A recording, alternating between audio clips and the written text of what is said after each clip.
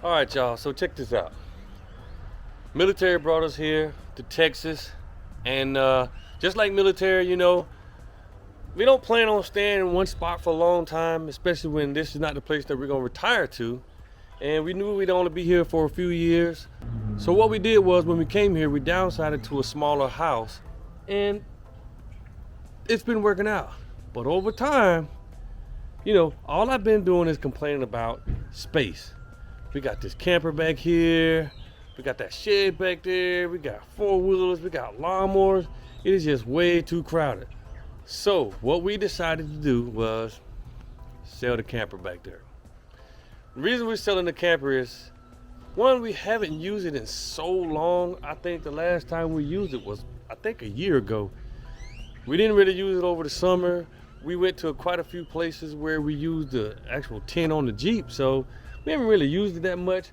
So we came to the decision that we'd sell this and just not get another one right now.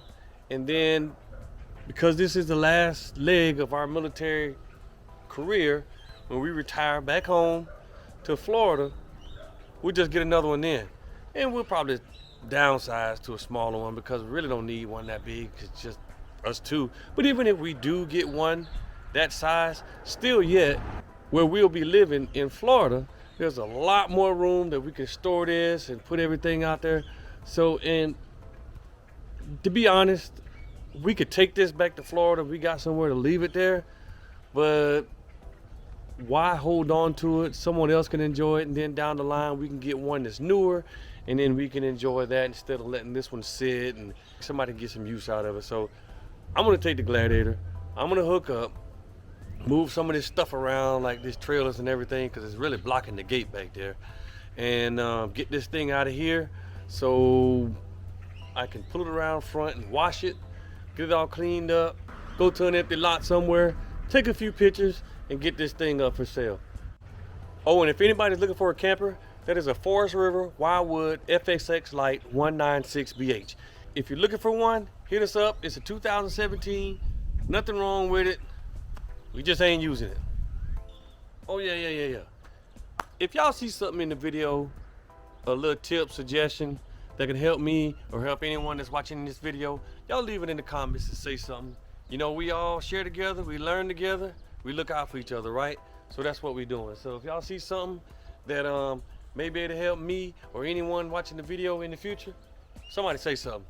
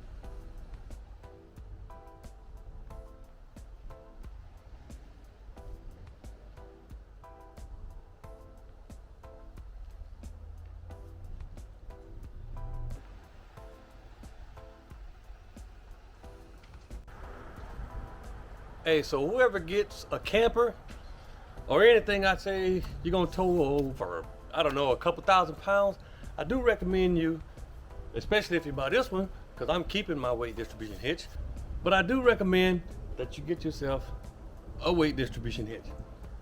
The one that we use is by Blue Ox, and it's called Swaybar Pro.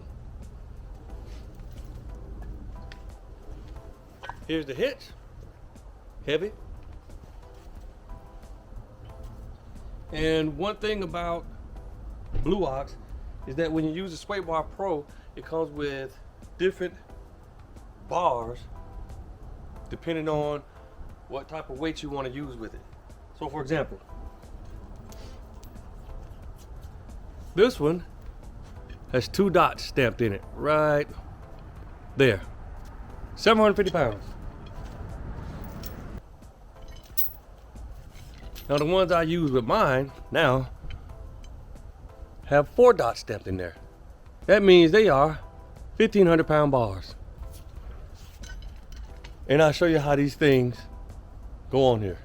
If you haven't seen any of my other videos already, and if you haven't seen all the other videos, the quadruple, thousand, million, and I just made that number up, videos out there on these things, here's another one.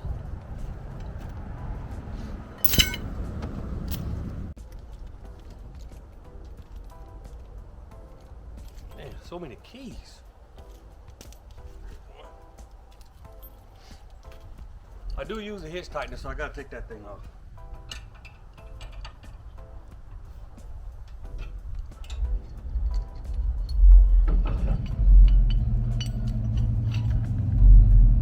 Really?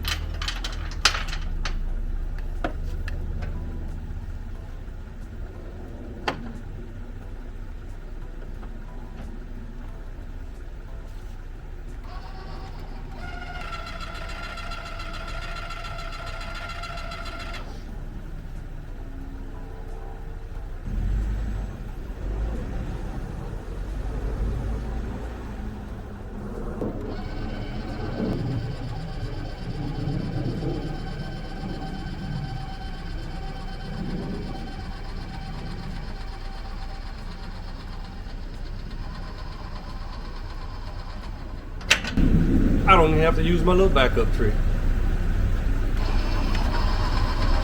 And here's something else you might want to keep in mind. Like I said in one of my other videos, matter of fact, a couple of them, what you want to do is when you're towing a camper, trailer, or anything, you want to try to keep it as level as possible. Now obviously when you got an adjustable hitch, one of the cheaper brands, or one of these, you can only adjust what they allow you. But you can adjust it enough to where it gets just about almost level, and that will definitely make a difference in how it tows. You got the nose end up high, or if you got it too low, you'll know it. Now, one good thing about my Jeep, well, a disadvantage, let me put it that way, to having my Jeep is that it's lifted on 37-inch tires. That makes a difference in the way it tows too. But what that also does is it makes a difference in how I level it out. Because if it was stock height and if it had stock tires on it, I could adjust this higher and it'd be level. But being that it's lifted, it's almost at the bottom. Now what I did was, I probably could have brought it up one notch, but what I did was I lowered it all the way to the bottom because I have airbags on here. And I take the airbags and get it to where it's just about level, to where it helps it ride, it helps it tow, it helps out the weight distribution hitch, and it keeps it almost level to where I need it to be. Other people use different methods, but hey, I got mine. It works for me. So let's get the bars on here and let's get this thing moving. I think I'm losing my mind. The wrench, if you tighten up the sway bars, was right there. And I probably moved it. I don't know where I put it. Come on, man.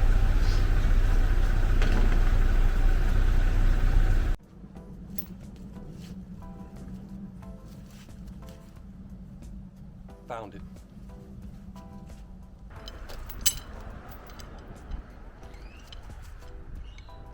Big knots for the connection. Tab right here. The release, quick release, notch right there. This goes up in there.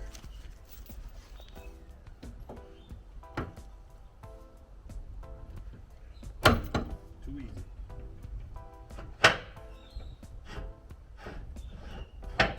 And once you get it slid up in there, the quick release tab holds it in.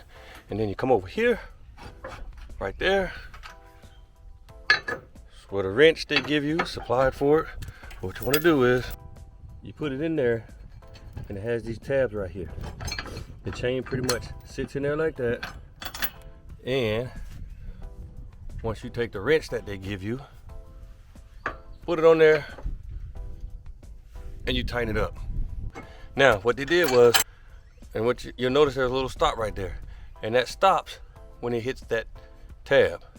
This, which is the release for this, will lock in and hold it in place. And then whenever you get ready to take them off, you just take the wrench, once again, pull it back a little bit to relieve a little bit of the pressure, pull this, and it'll come back around. Now when you do that, you take this bad boy off real slow with this wrench, because if not, that chain has, from this bar right here, has a lot of tension on it, and it will snap back really fast, and it has the potential of throwing this wrench back at you, at your vehicle or whatever, and you don't want to damage anything. So just release it real slow. So let me go ahead and put this one on.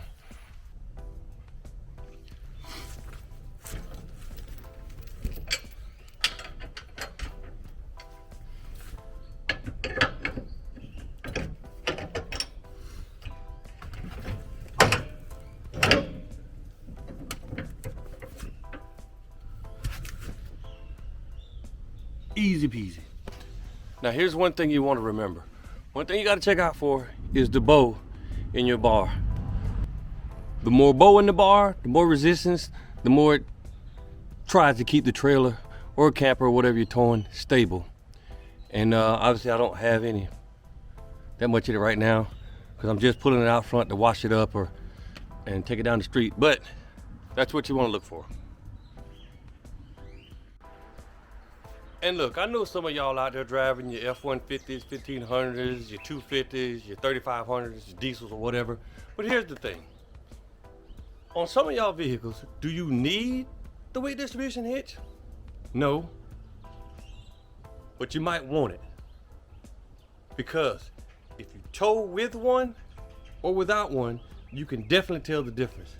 And I can definitely tell you, no matter what you're towing with, because I've had everything from Rams to the Gladiator, to rolled in diesels, and I can tell you the weight distribution hitch will literally change your life. It'll make things a lot better, especially if you're towing in heavy winds. Well, let me pull this thing out of here and get it around front.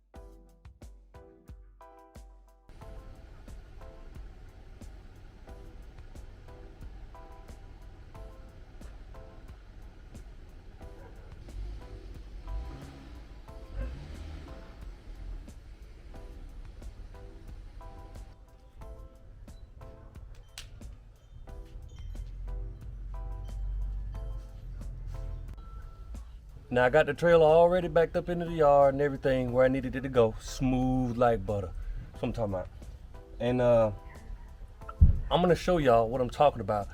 When you relieve the pressure, take that out and then let that chain loose. And why you wanna do it slow, so watch. All right, so the first thing you wanna do is, you went this way, you got this, and it's a good idea to keep this thing lubed up every once in a while so it doesn't stick. But you can't pull it out. Well, I mean, you can pull it out, but it's locked in so it won't go. So what you do is put somewhere where you can get some pressure to it.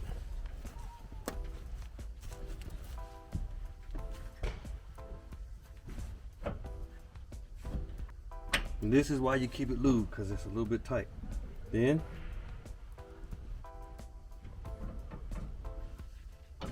go real slow.